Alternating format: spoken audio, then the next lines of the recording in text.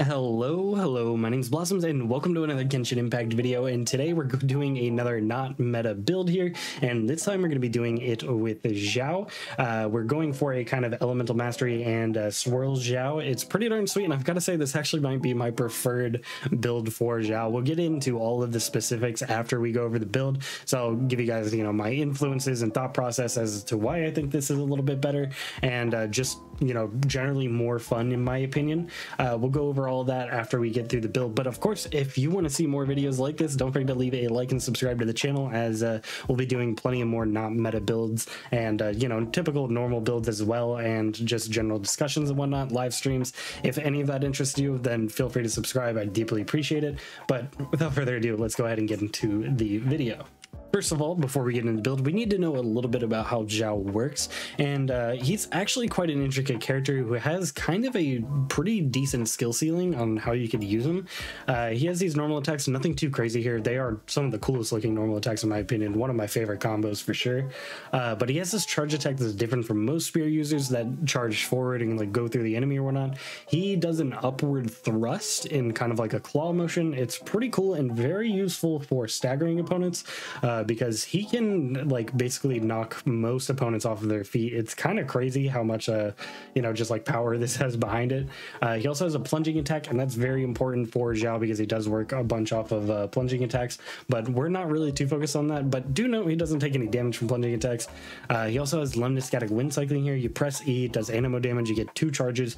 Pretty darn nice. The timing on this does matter a bit because of another passive that we'll go over in a bit, but he also has this elemental burst, the bane of all evil. He dons his Yaksha mask, and his jumping height increases an insane amount. The AoE on all of his attacks, not just his plunging attack, increases. So basically everything is going to be doing some solid AoE, and all of his damage is converted to anemo damage, and that can't be overridden, so that's very important as well.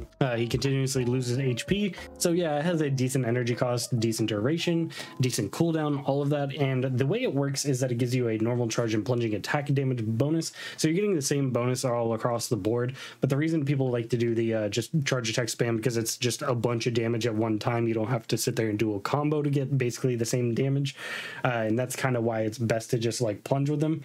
The life drain isn't too bad, especially as you level it up. It gets less and less. I believe it's like 3.5% or something like that in the early stages there, but it's really not that bad regardless. He has this passive here where the longer he's in Bane of All Evil, the more damage increase he gets to a maximum of 25. This is actually pretty good, and it's definitely going to be affecting your damage, of course, and you'll want to be in it longer. He also has this passive, the Dissolution Eon Heaven's Fall, where depending on when you use your lemniscatic wind cycling, you can stack a damage bonus on it and deal more damage with the next one. So if you like time these right, you can basically keep this buff up infinitely, which is pretty cool. And then he just has this final one where his stamina consumption is lessened for climbing. All right, now that we got that out of the way, we can talk about the artifacts. And of course, I'm sure you could have guessed we are going to be using the 4-piece Viridescent Venerer set. That's just going to be the best for any swirl build, because it increases your swirl damage by 60%, and then when you do swirl, it decreases the element you swirled, the resistance of the opponent there, by 40%. So this set has always been nuts. Everybody's kind of known about it, and a lot of people kind of avoid it on Xiao. I've always liked it on Xiao, but most people kind of go for like a 2-piece Gladiator and like a 2-piece Viridescent Venerer, or 2-piece Shimenawas and Venerer. Some people will even run like 4-piece Shimenawas. I don't really think that's optimal. You can do it, but as long as you're compensating for the energy that you are going to be losing, as that is going to come into play there. Now we're going to briefly go over the main stats here, and I will say this is more of a hybrid build. So we're still doing attack percent, anemo damage, crit damage, crit rate, whatever is going to get you a decent ratio there. And we're going to be focusing on things like crit rate and crit damage on the subsets here, but we also are searching heavily for things like elemental mastery. I've got some on my flower here, got a little bit on my goblet, and I got a little bit on my helmet, which is nice. I do want more on my pieces. This is definitely not complete, but I figured it was enough to go ahead and get to show off to you guys here. So those are going to be your top components of this. Crit rate, crit damage, elemental mastery, and energy recharge wherever you can fit it is going to be important. Yes, you can go elemental mastery on the main stat here. You will be losing quite a bit of attack, and the amount you get for putting on an elemental mastery sans builds kind of isn't worth it. If you do have something like in a Refinement 5 Deathmatch, it can kind of make up for the attack percentage you're losing because it gives you an attack percentage modifier. So that does help out a bit, and if you have good attack percent substats, then of course something like an Elemental Mastery Sands isn't going to be a bad option for this particular build. But I think generally it's going to be easier to go attack percent, animo damage, crit damage, and then just looking for crit damage, and Elemental Mastery substats.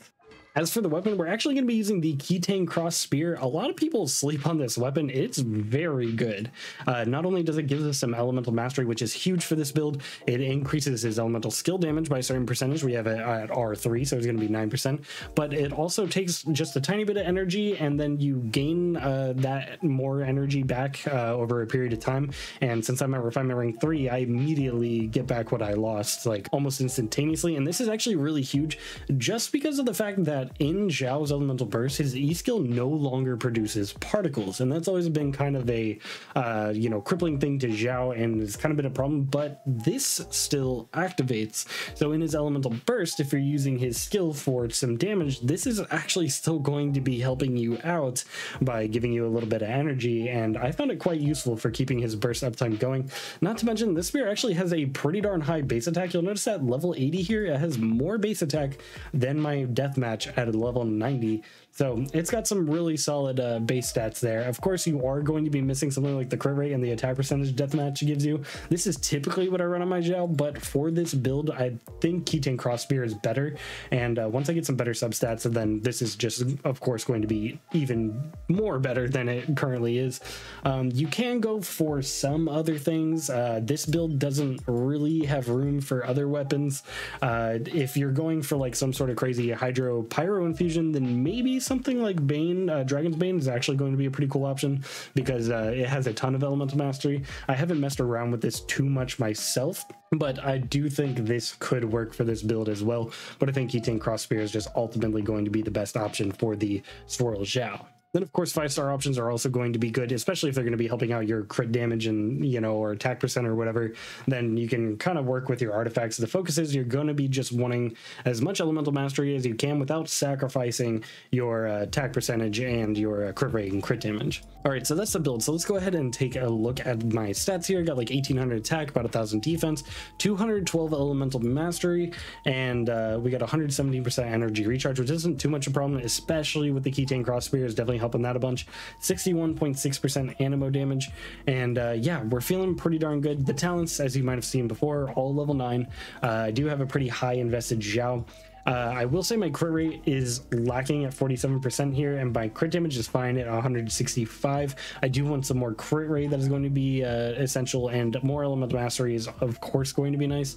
I was messing around with some elemental mastery, and about 100 more seems to add about 1,000 or so to the swirls, which is pretty darn nice. And just to give you guys my inspiration for creating this build was essentially the optimal way to play Xiao is to kind of just jump up and down and deal plunging attack, and that is very effective. Don't get me wrong, I'm not saying that is bad, but a lot of characters don't really work that well with that. Typically the method is to just kind of get Bennett and pole dance in his circle with Xiao, where you just jump up and down and you're swirling pyro, you're dealing more damage because you're in the circle, and that is really good. You can deal a ton of damage with that, but I did want him to work with more characters like Xingqiu, who require you to normal attack to get his Q2 proc is very important. So typically what I used to do in the past is I would plunge attack and I'd do a quick normal attack and then jump back up and do plunge attack, rinse and repeat, and that's actually pretty nice.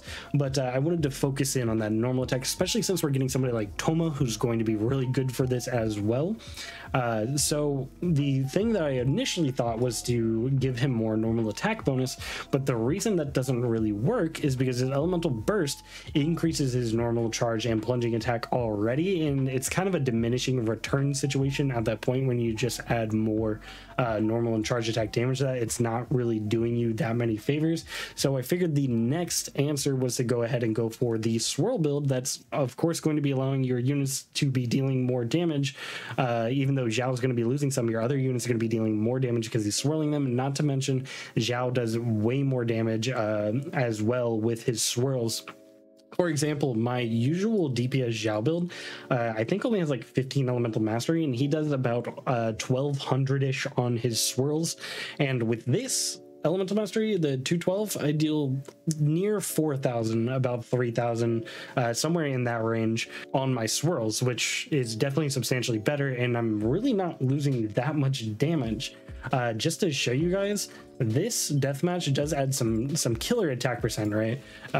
See, I'm at 2100 now, and the damage between my plunging attack and my E skills are actually only within 1 to 3,000 or so, like between them. It's really not that much of a difference. The biggest difference though is the fact that the deathmatch does make my build significantly more consistent with the crit rate. That is a huge thing, I will say. That's why I want more crit rate. And yeah, that's just kind of my influences for it. And we're going to be pairing him with some other characters here that kind of work off of, you know, normal attacks, or would just like to have Xiao swirl for him. And we'll show it off for you guys. And I'll even show you guys my typical build so you guys have an idea of the differences between both of them. All right, so we're on floor 12 of the Spiral Abyss, and I got Raiden, Shogun, Beidou, and Jingqiu. Mostly just have the double Electro for some energy recharge consistency so you can see his elemental burst more. And we're mostly just going to be trying to swirl like Xingqiu and Beidou and whatnot. Not really anything of a like crazy team, but we'll show you guys just how fun and interesting this build is. And you see we deal about 19k there on the E skill there when we actually crit. And these normal attacks ain't too bad.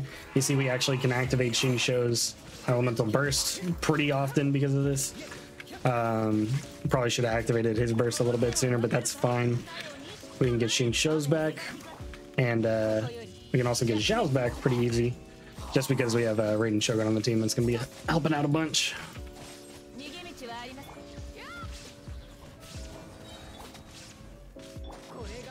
Let's go ahead and get this back, and it looks like we still need to get Xingqiu's off cooldown. And you'll see we're building up our burst here with Xiao.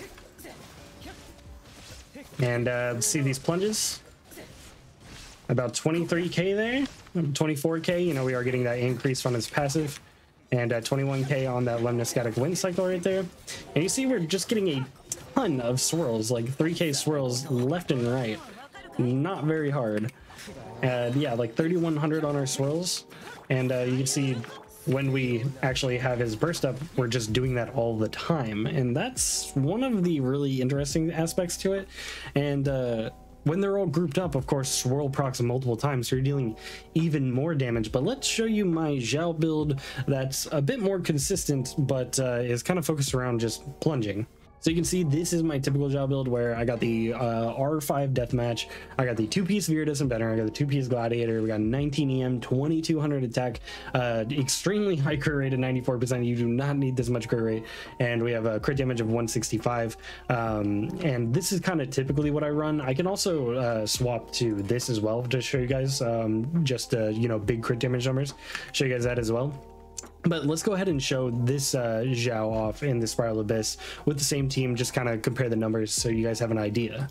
All right, so we're on the same floor here, getting the same buff and whatnot, and we'll go ahead and get everybody going.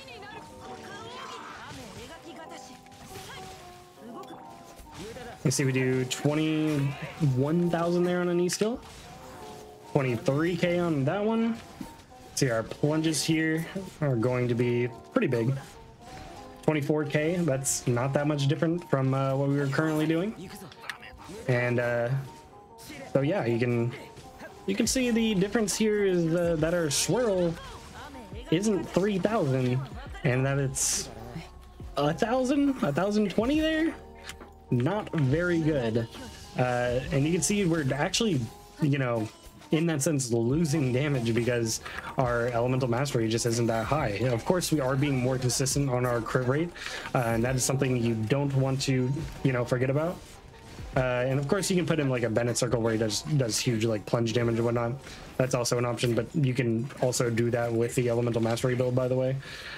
So yeah, this not meta build is actually going to be a pretty darn good option for Xiao.